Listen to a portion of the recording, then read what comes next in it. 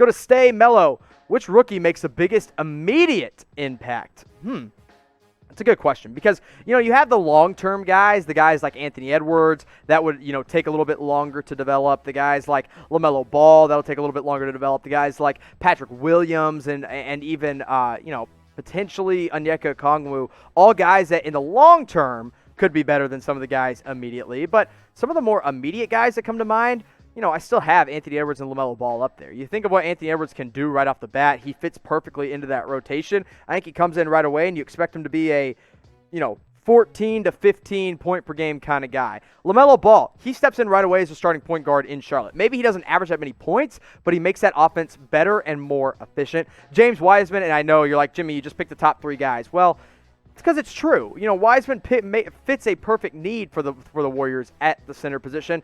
I think they still should have gone with Okongwu, but hey, Wiseman works as well. And then, some of my other guys, more wild card here. Tyrese Halliburton was the 12th pick of the Sacramento Kings. I think he's one of the most NBA-ready players. And then Deni Avdija is going to be asked to probably start as a Washington Wizard and do a lot of things that a lot of rookies aren't asked to do right now.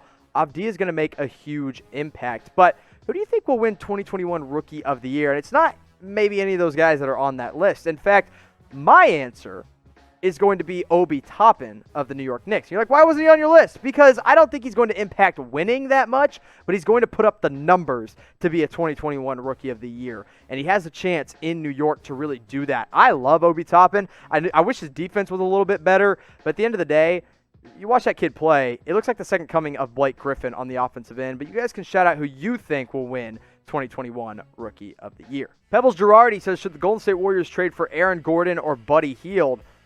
I think either one would be awesome fits on that team, but how are you going to get them? Are you willing to give up Andrew Wiggins to get either of those guys?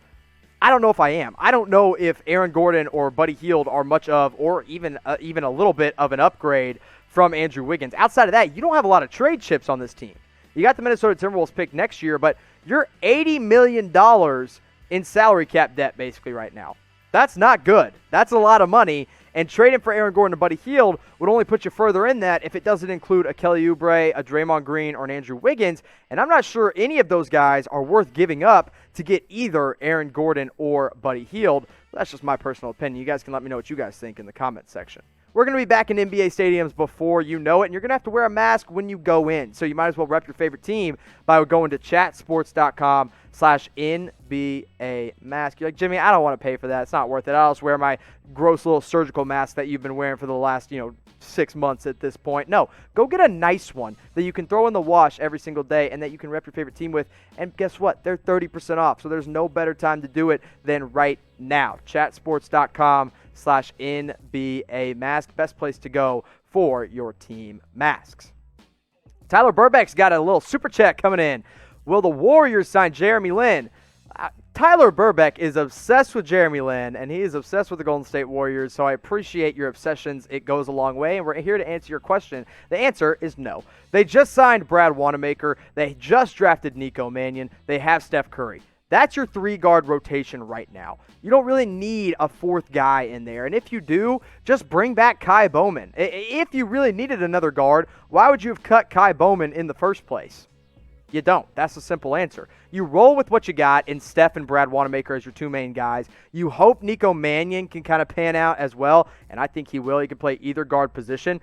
I just don't think it's worth it to bring in Jeremy Lin at this point. I mean, you just don't really need to quite yet. Joshua coming in says the Warriors record prediction and what seed? Man, with 72 games being played, I think a solid 42-30 season is possible for the Warriors. Maybe that's a little generous. It all depends on how Wiggins and Kelly Oubre kind of turn out and how they play with this team. I just don't know. I think right now you look at the teams that are easily better than them, or definitely, I think, in my opinion, better than them. Both the LA teams are definitely better than the Warriors. I still think the Nuggets are better than the Warriors. I think without Klay Thompson, the Dallas Mavericks and Trailblazers are better than the Warriors as well. So I'd say the Warriors are probably a 6 seed in this Western Conference. You know what? I think that's pretty solid. It also depends on what happens with the Rockets. But why don't you guys make your predictions? I gave you mine, so give me yours. What will the Warriors' record be in 2021? So 72 games, so make sure you get your math right, not 82. 72 games. I'm saying 42-30. That's just off the top of my head. I haven't really gone in depth on it. But I'm going to say 42-30 this offseason or this next season. Let me know what you guys think in the comment section or in the live chat. Splash Edits coming in with the super chat says, could the Golden State Warriors trade for Westbrook or Wall and run one at the 2 spot? Absolutely not. There's no reason to trade for either of those guys. Do you want Russell Westbrook taking the ball out of Steph Curry's hands? Do you want Russell or John Wall taking the ball out of Steph Curry's hands? No. You don't. Absolutely not. There's no reason to do this. There's no reason to give up a guy like Andrew Wiggins or Draymond Green to get any of those guys, or even a James Wiseman or a Nico Mannion. I wouldn't do that. So no, you do not trade for John Wall or Russell Westbrook. If you're the Warriors, you don't trade for a point guard at all. You roll with what you got and see what happens. Maybe they're a 7th seed, but they're going to make the Western Conference playoffs one way or another. They're probably just not going to be as good because Klay Thompson's out.